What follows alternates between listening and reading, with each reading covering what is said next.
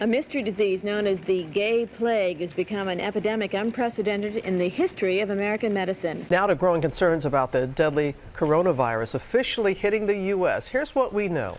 That today from the Center for Disease Control in Atlanta, topping the list of likely victims are male homosexuals who have many partners and drug users who inject themselves with needles. A Washington state resident fell ill after returning from Wuhan, China, where the outbreak began. Officials now say more than 400 people have been sickened and 9 people have died. Medical experts say the disease kills 4 out of every 10 people it strikes and that it threatens to explode in the nation's cities. Some of what I've heard, it's a little scary. It's confusing, and some of it is a little reassuring. Some of it, I think if people got the facts and understood exactly what AIDS was and the difference, then maybe it would help. Laurie, does the president have any reaction to the announcement of the Center for Disease Control in Atlanta that AIDS is now an epidemic, over 600 cases? And over a third of them have died. It's known as gay plague. No, it is. I mean, it's a pretty serious thing that 1 in every 3 people that get this have died, and I wondered if the president is aware of it. I don't have it. Are you? Do you? You don't have it. Well, I'm relieved to hear that, Larry. Do you? No, You I don't. didn't answer my Well, I question. just wondered, How do you know? does the president, in other words, the White House looks on this as a great joke. No, I don't know anything about it, Lester. I checked thoroughly with Dr. Ruge this morning, and he's had no patients suffered from AIDS or whatever it is. The president doesn't have gay plague. Is that what you're saying, or what? No, didn't say that. Didn't say that.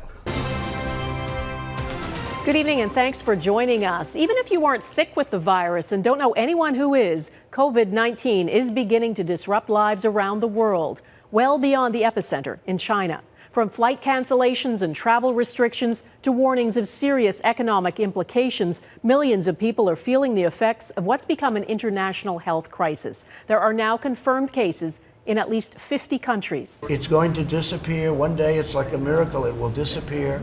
And from our shores, it could get worse before it gets better. It could maybe go away. We'll see what happens. You have to be calm.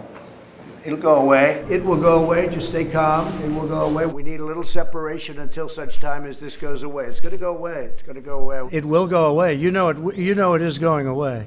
And it will go away, and we're going to have a great victory. It's going to go away, hopefully at the end of the month, and if not, it hopefully will be soon after that. But hasn't your thinking on this evolved? Yeah, it is going away. I didn't say warmed up in April. I said it's going away, and it is going away. You were saying things like, I think it's a problem. Anger and frustration over the AIDS crisis spilled over into a big protest today at City Hall in Manhattan. More than 2,000 people demanding action. About 200 of them were arrested for blocking traffic and staging sit-ins. The demonstration was organized by ACT UP, the AIDS coalition to unleash power. ACT UP gave you a sense of empowerment. It made you feel like you were actually doing something about it rather than just being a victim.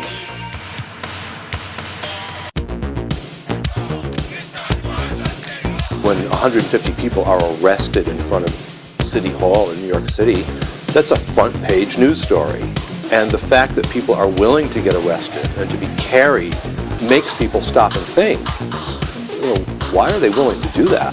Right, and then I see the disinfectant where it knocks it out in a minute, 1 minute. And my feeling is if people want to do it, there's certainly no harm to it.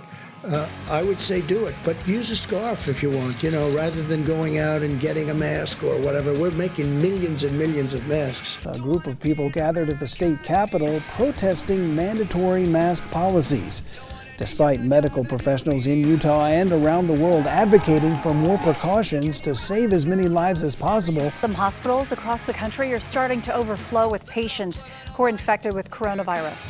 There's been 1 million new infections in just the past week, and nearly 70,000 Americans remain in the hospital.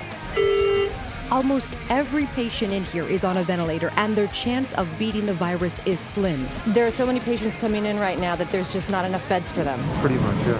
Prepay 50.